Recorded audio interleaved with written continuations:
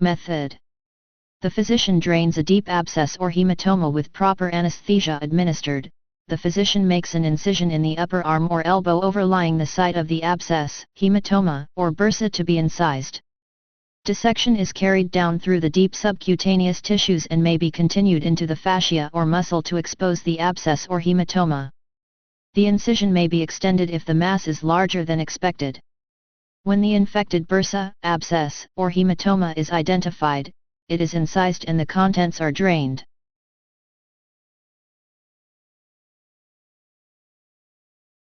The area is irrigated and the incision is repaired in layers with sutures, staples, and slash or stree strips, closed with drains in place, or simply left open to further facilitate drainage of infection.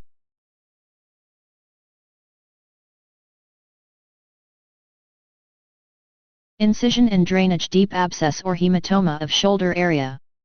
Infected bursa. Incision and drainage deep abscess or hematoma of upper arm or elbow area. Infected bursa.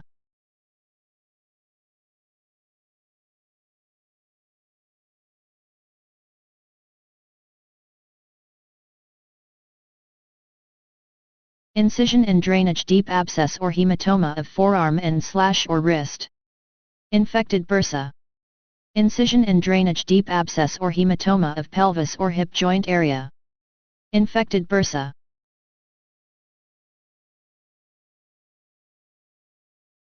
Incision and drainage deep abscess or hematoma of leg or ankle region.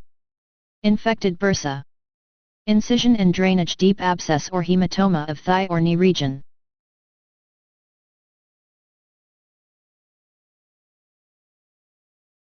Incision and drainage deep abscess or hematoma of soft tissues of neck of thorax.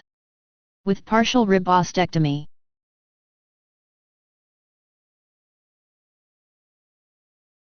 Incision and drainage of vaginal hematoma, obstetrical/postpartum. Non-obstetrical, e.g., post-trauma, spontaneous bleeding. The patient is placed in a dorsolithotomy position. The physician inserts a speculum into the vagina. The hematoma is visualized, and incised. Blood and clot are drained from the hematoma. Electrocautery or suture is used to control bleeding.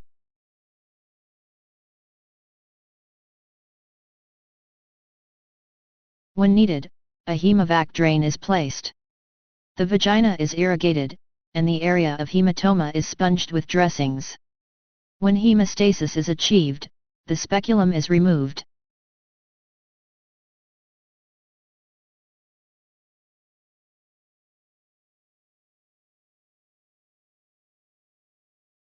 Incision and drainage of epididymis, testis, and slash or scrotal space, e.g., abscess or hematoma. If the testis is the target of the drainage, it is held firmly with the scrotal skin stretched tightly over the testis and the epididymis positioned away from the site. A small incision is made through the skin of the scrotum. The underlying tissues are incised and dissected to expose the testis and the site to be drained. The testis may be stabilized by 2 sutures as an incision is made into the abscess or hematoma and fluid is expressed.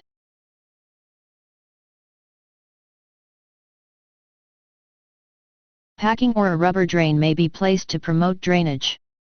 The incisions are usually not closed by suturing.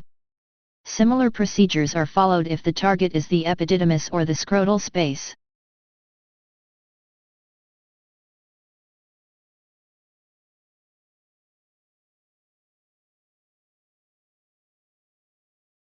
Incision and drainage of penis, deep. The physician drains a deep abscess or hematoma, pocket of blood, by incising penile tissue. After instilling a local anesthesia, the physician makes an incision through the skin and deeper tissues into the abscessed cavity. The urethra and the main arteries and nerves are avoided. Often a drain is left in place to assure adequate drainage.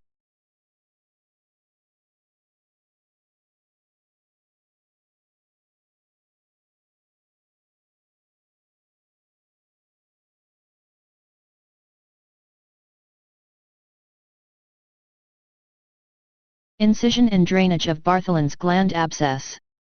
The physician makes an incision just inside the opening of the vagina through the mucosal surface into the cavity of the abscess to flush and drain it. A small wick or catheter may be left in the cavity to facilitate drainage.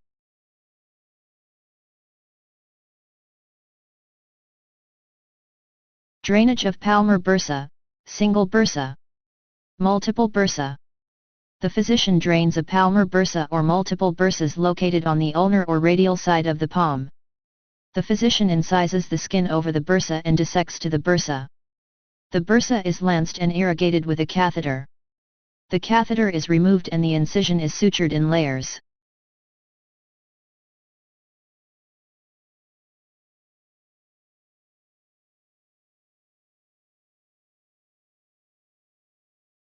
Incision and drainage below fascia, with or without tendon sheath involvement, foot, single basilar space. Multiple areas. An incision is made through skin and fascia to expose the infection. The infected tissue is removed, and the basilar sac may be removed or simply incised and drained. If the wound is large, the physician may leave the incision open after irrigating the area, treating it with antibiotic, and packing it with petroleum gauze.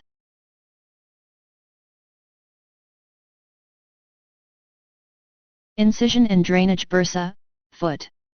The physician performs this procedure to correct bursa, fluid-filled sacs that reduce friction. The physician makes an incision over the bursa. Soft tissues are retracted and an incision is made in the bursa to drain fluid. An antibiotic is often injected to clear the infection.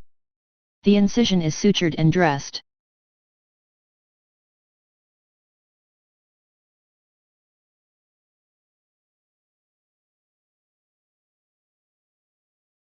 Incision and drainage, open, of deep abscess, subfascial, posterior spine, cervical, thoracic or cervicothoracic. Lumbar, sacral or lumbosacral. The extent of the surgery depends on the size of the abscess and the area affected. The deep fascia is incised and the wound opened, irrigated and debrided. Necrotic tissue and debris are removed and the cavity is irrigated with antibiotic solution. The wound is closed in layers and a drain or wound vacuum device may be placed.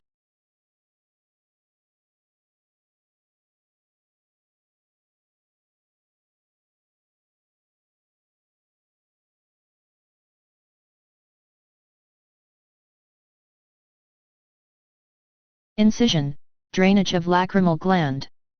The physician administers a local anesthetic along the edge of the supratemporal portion of the orbital rim over the lacrimal gland. An incision is made beneath the superior orbital rim or in the lid crease of the upper lid. The incision is extended to the lacrimal fossa where the abscess is drained. The wound is irrigated and repaired with layered sutures.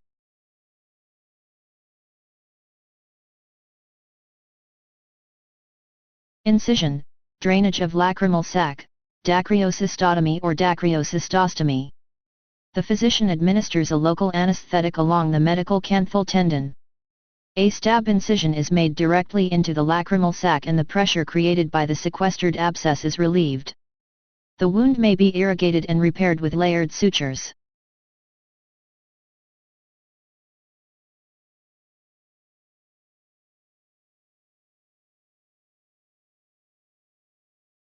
Incision and drainage of thyroglossal duct cyst, infected.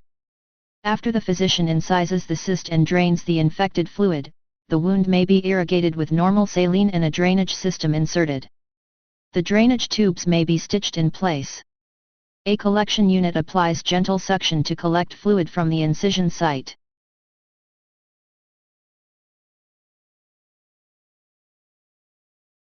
Incision of conjunctiva, drainage of cyst.